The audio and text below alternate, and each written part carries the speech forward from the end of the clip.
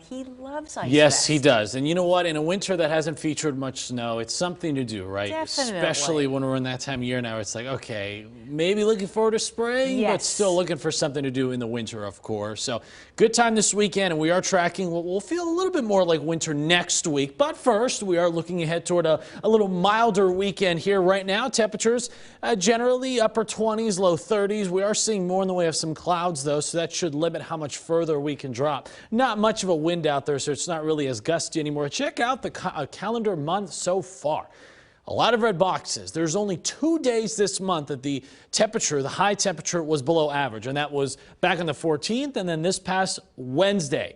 Other than that, every day has been at or above 40 degrees. Right now, we are ranked as our third warmest January to date. When it comes to rain and melted snow, we're right where we should be right now, 2.52 inches, and that is right near normal. Obviously, the big attention grabber this month has certainly been the above average temps. Right now, there are a few light snow showers trying to show up on the radar, although I don't think most of this is reaching the ground. If you do see a flake overnight, it would be for mainly areas north of Harrisburg, but the bulk of this moisture right now is over the northern tier of the state, over western New York. This is not really going to affect us. In fact, it's on the leading edge of some warmer air. So what it's going to do is drive our temperatures up as we head into tomorrow. So there's the warm front moving off to our north and east. This cold front, yeah, it's heading in our direction, but it's actually going to stall before it does so. And that's why we are expecting milder weather tomorrow.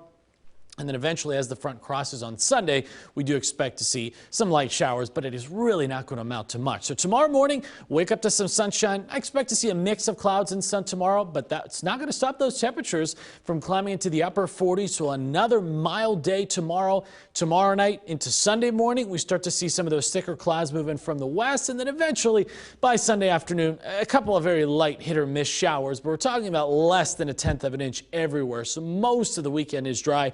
And then this front rolls out of here by late Sunday night. It is interesting, though, because as we head into next week, there is going to be a lot of cold air nearby. So notice by Monday morning, here's the front. We see some much colder air start to move in from the north. Now notice we're kind of on the outer fringes of that colder air, but we're talking about very cold air over the northeast, over Canada. So at this point, what I'm saying is if we're going to see a notable winter storm at some point in the near future, it's going to have to be between the February 1st and 6th time frame while we have this cold air nearby, because it does look like probably by the middle part of February, it is back to milder than average conditions. But we'll take it 1 week and 1 day at a time.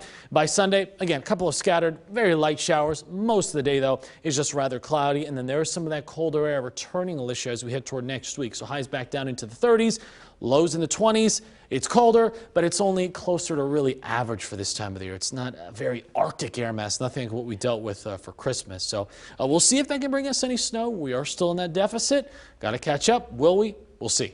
And Groundhog Day. Yes, that's Thursday. We could see a little snow for Groundhog Day. How appropriate. Thanks, Anna. Yep. All right.